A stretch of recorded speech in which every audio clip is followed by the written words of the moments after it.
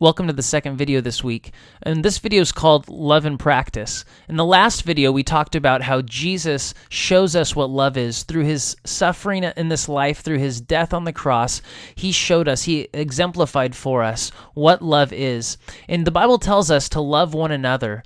And really what we want to talk about in this video is how do we go about doing that? How do we really love other people as God wants us to?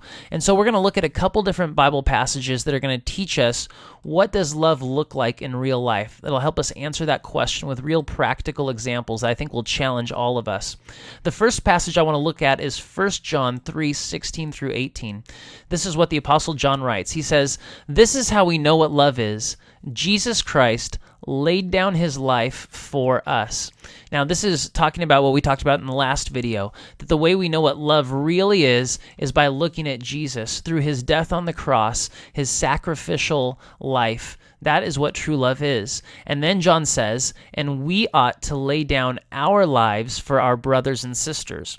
Now, you might be thinking that John is telling you, you also have to die on the cross, or you have to die in order to really show love, but that's not what he's saying. Interestingly, look what he says in verse 17. If anyone has material possessions and sees a brother or sister in need, but has no pity on them, how can the love of God be in that person? Now, my program, for whatever reason, left out the word in. But notice what he's saying here. He's saying that if you have material possessions, and I bet everybody watching this video has material possessions, and you see a brother or sister, that means you specifically see a Christian who is in need, and you don't have any pity on them, you don't have any concern for them, you don't have any compassion, meaning that you go and you help them, then John would really wonder, is the love of God really inside of you? He says, verse 18, "Dear children, let us not love with words or speech, but with actions and in truth." He's saying, don't just say, oh, I love you so much, I would do anything for you. If there's anything I can do, let me know and I'll help. But then we leave before we ever hear the response to that. John says that real practical love, one of the things that will define it, real sacrificial love, is generosity. When I read that, I think, John, how in the world did you understand our culture, even though you lived 2,000 years ago? Because I think one of the best ways that we can sacrificially love other people is to love them with our material possessions, where we give up some of the stuff that we have, whether it's our money, whether it's just other possessions that we have, and we give them to those who are in need.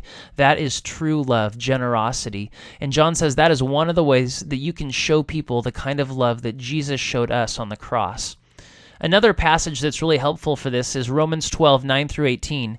It starts by saying, love must be sincere. Now, we should really stop there because he's saying that the first thing that we need to understand about love, or one of the first things we should understand about love, is that true love has sincerity. It's loving people with honesty. The Bible's just not telling you, well, suck it up and pretend to love somebody even though you really don't. You really have to honestly and truly and earnestly love someone. Otherwise, it's not true love. This should flow from your heart. If your heart has been touched by God and transformed by his Spirit, you should love sincerely and love with sincerity. He goes on to say in verse 10, I'm not going to read the whole passage, I'm going to pick out some sections here. He says, be devoted to one another in love. Honor one another above yourselves.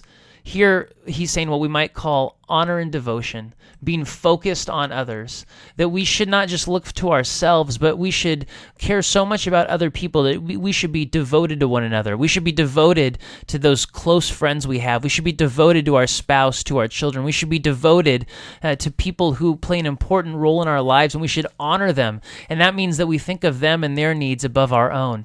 And in this way, we can radically show love to other people. Verse 13, he says, share with the Lord's people who are in need, which is a lot like what John said about generosity. But then he says, practice hospitality. Now, hospitality is a little different than just generosity. Hospitality is very clearly inviting someone into your home, sharing a meal with someone, inviting someone over to spend some quality time with you, maybe even letting someone stay at your house. That is hospitality. And actually, the word he uses here isn't just practice hospitality. We could translate it as pursue hospitality. That we should go out of our way to find people who we can bless by inviting them into our homes, sharing our lives with them, sharing our meals with them, our possessions with them, maybe even giving them a place to stay, and being radically hospitable. This was an important thing in the early church when Romans was written, because there were many Christians who needed hospitality in order to survive, and it's a mark of love. Verse 14 says, "Bless those who reject you, bless and do not curse. Rejoice with those who rejoice, and mourn with those who mourn."